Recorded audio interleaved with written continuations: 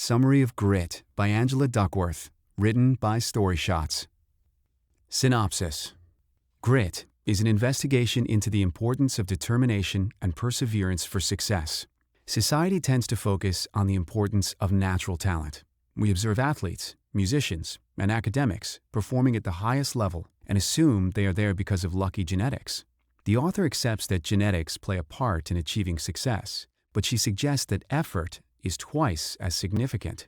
The book provides guidance on how you can encourage grit, maintain grit, and intelligently apply effort to improve your chances of reaching your goals. About Angela Duckworth.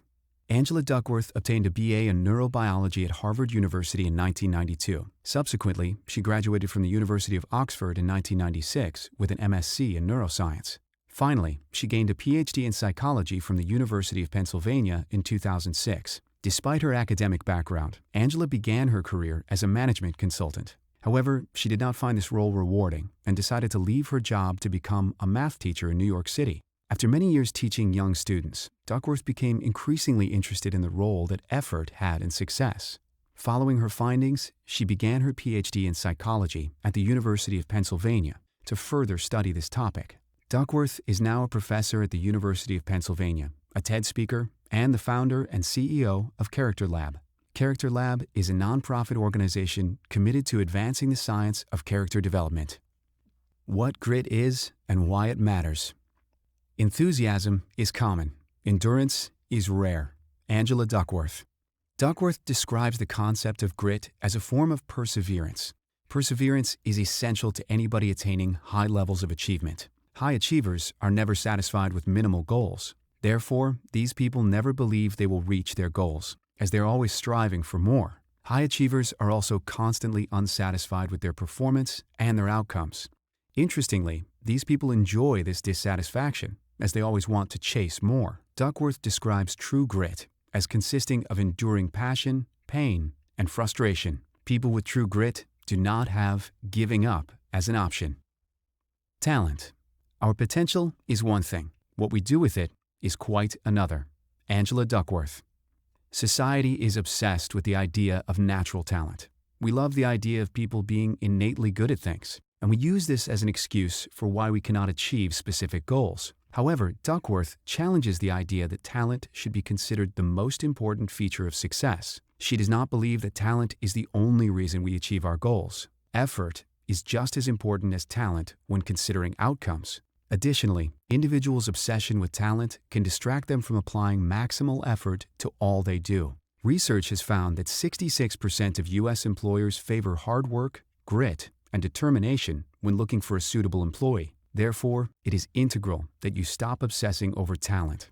Similarly, a recent study by psychologist Chia-Yong Tsai found that an overwhelming majority of music experts attributed their achievements to hard work, effort, and practice. Therefore, those who are successful suggest hard work is vital, and those who want to build a successful team look to hire hard workers. In sum, talent isn't everything. Effort. There are no shortcuts to excellence. Developing real expertise, figuring out really hard problems, it all takes time, longer than most people imagine. You've got to apply those skills and produce goods or services that are valuable to people. Grit is about working on something you care about so much that you're willing to stay loyal to it. It's doing what you love, but not just falling in love, staying in love. Angela Duckworth. Our overemphasis on talent allows us to believe that high achievers are doing something we physically couldn't. For example, we start to believe that an Olympic athlete has natural talents that we could never possibly match. However, in over-focusing on talent, we forget about the early starts, hours of training, and the athlete's strict diet regime.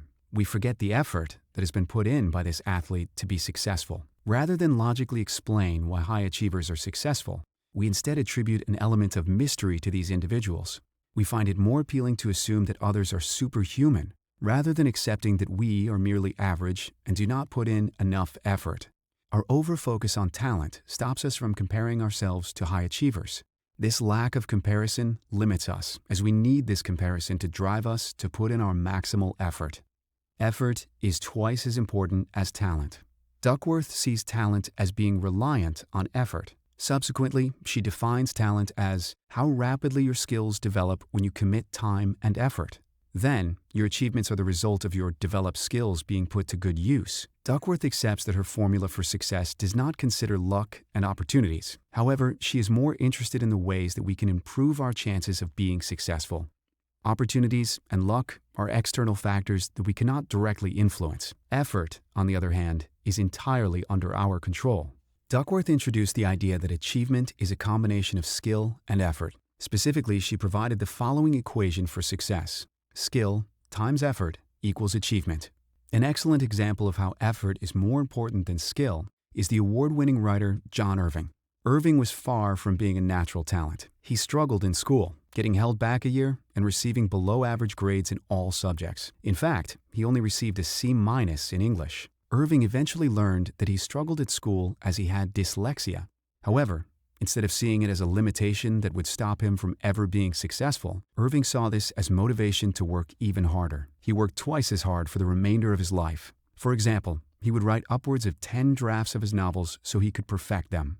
Irving had the hope that his hard work would eventually pay off. The results speak for themselves. His novel, The World According to Garp, won the National Book Award in 1978. Exercise as an example of effort versus talent.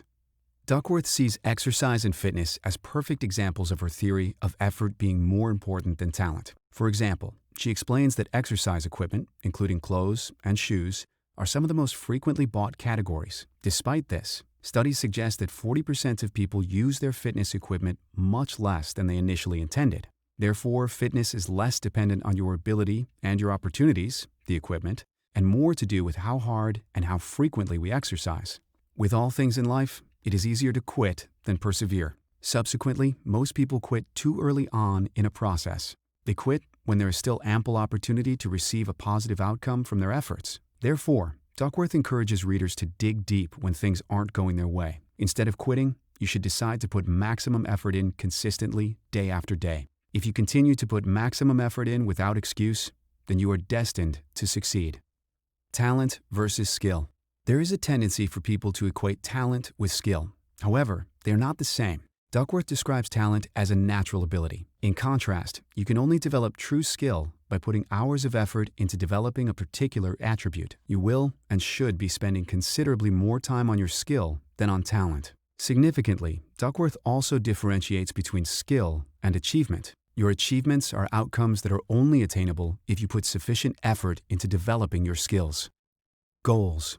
Each of us will have a wide range of goals. These goals can range from short-term lists of what you want to do today to lifetime goals. Duckworth describes this range of goals as a hierarchy. The bottom of your goal hierarchy is filled with the goals you want to attain as soon as possible. These goals are the foundation of your success. Completing daily and weekly goals are fundamental to attaining the goals higher in your hierarchy. Hence, Duckworth describes the bottom of your goal hierarchy as a way of moving towards your larger goals. For example, if you don't send off your emails earlier in the day, you don't have time to pursue a substantial creative project. Get your lower goals out of the way, as they are just a means to an end. The higher up the goal hierarchy you go, the more the goals become the end in themselves. Hence, Duckworth recommends that you think of your high-end goals as a compass that guides all your lower goals. These lower goals underpin your ultimate, overarching goal that sits at the top of your hierarchy. Duckworth provides the example of Tom Seaver. Tom was passionate about baseball from a young age. He managed to make his dream a reality by making every goal in his life about pitching in baseball.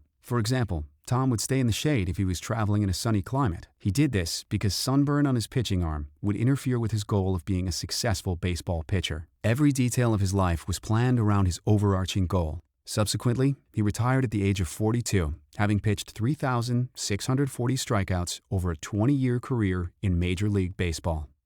Grit goals. Grit involves persevering and fighting through challenging times. However, grit also involves keeping your top hierarchy of goals for a long time. The goals at the top of your hierarchy should be critical to every action in your life. Therefore, a gritty person develops top-level goals and integrates them into their lower goals over a long period of time. Subsequently, every small goal they complete is one step closer to achieving their high-level goal. Is grit something you are born with? Duckworth explains that there isn't a clear answer to whether grit is innate or something we can learn. However, her quick answer is that it is likely that we are partly born with it. However, Duckworth believes that grit is a combination of your genetics and experience.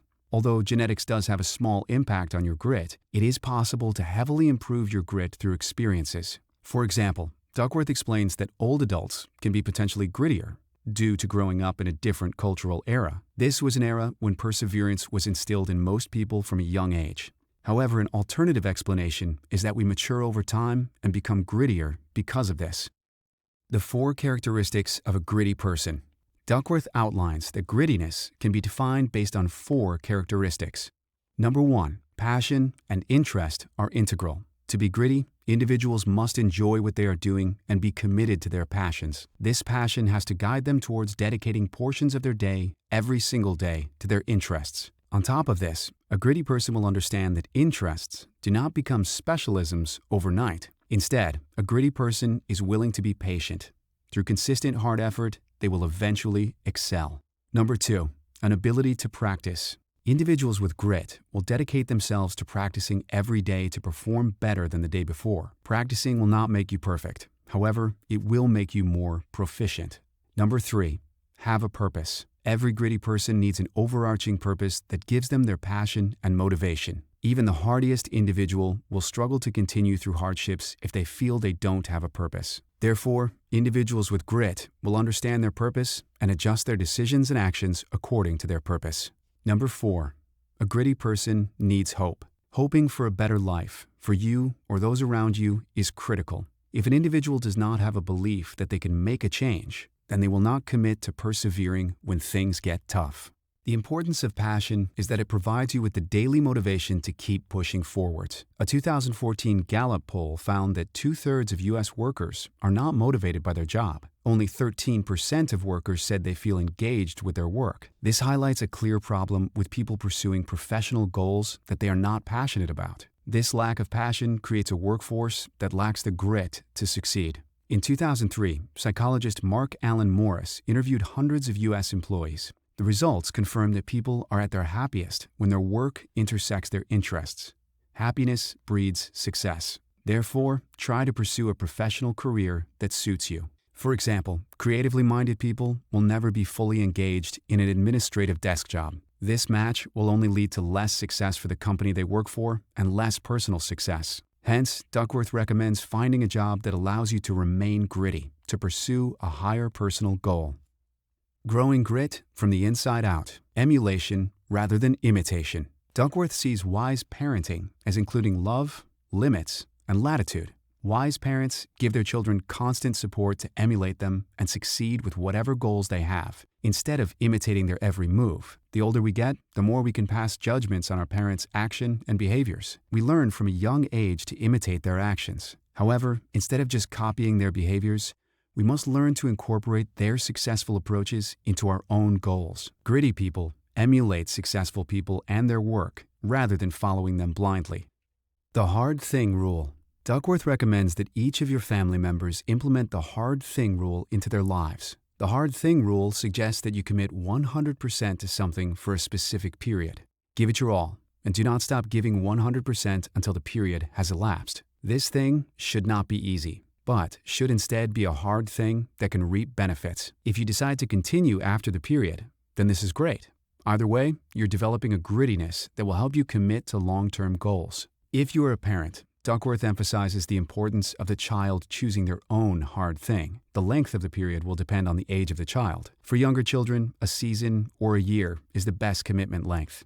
Then, as they grow older, this period can be lengthened. For example, Duckworth recommends a 2-year minimum rule at high school. This period should continue to increase as you get older and adopt new responsibilities. Grit and school. There's a clear difference between interesting and hard. Some children will find school hard and uninteresting. Similarly, the same children might find their lunchtime interesting, but not hard. However, there are some things at school that are both hard and interesting. For example, learning how to do a front flip in gymnastics. After-school activities are often the most crucial part of children's schooling. The combination of hardship with interest will set children up for pursuing their goals later in life. Research suggests that children who are involved in activities outside of their regular schooling do better overall. Not only do these children have improved grades, but they also gain confidence in their abilities. Plus, they learn how vital commitments and consistent practice can be in improving. To be genuinely gritty, children have to avoid flicking between sports and activities when they get bored or are struggling. They must spend years working on one sport or art. Having adopted commitment for years, they will notice that effort can improve skills and lead to achievements. Growing grit from the outside in. Grit and culture. Duckworth defines culture as a group of people who share the same values and norms. Therefore, if you want to maintain your grit levels, it is best to immerse yourself in a gritty culture. Surround yourself with gritty people and you will benefit in the long run. The culture you immerse yourself in will be hugely important to your personal growth. Your culture becomes your identity. Therefore, surround yourself with people who make you a better and more committed person. Practice intelligently.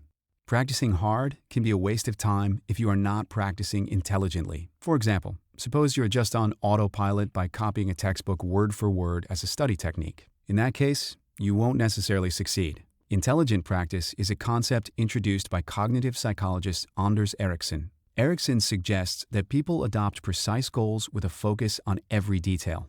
They track everything and respond accordingly. For example, top sports people will track every health metric to make the changes required to improve. Intelligent practice is deliberate rather than autopilot. Therefore, this will help you avoid repetition for the sake of it and will subsequently bring better results. Ericsson developed a program to help train doctors to deal with specific critical situations. The program gives doctors feedback after suggesting specific treatment methods, providing hints if they end up on the wrong path. During a training session with the program, one physician remained on autopilot. He was putting the time and effort in, but was not taking the advice on board. After being taken aside and told to reflect intelligently, this physician then started to reap the rewards of his efforts. The Finnish culture of grit. Duckworth described Finland as a country where grit is widely promoted in their culture. She attributes this to long, cold winters and a history of having to defend themselves. Consequently, they have their own word for grit, sisu, which refers to someone having the quality of perseverance. A Finnish psychologist, Emilia Lahti, researched sisu and found that 83% of Finns think sisu is learned and not innate. Therefore, Duckworth encourages readers to encourage grit and perseverance in their lives. Try and forget about talent and natural ability, and put all your efforts into pursuing your passions.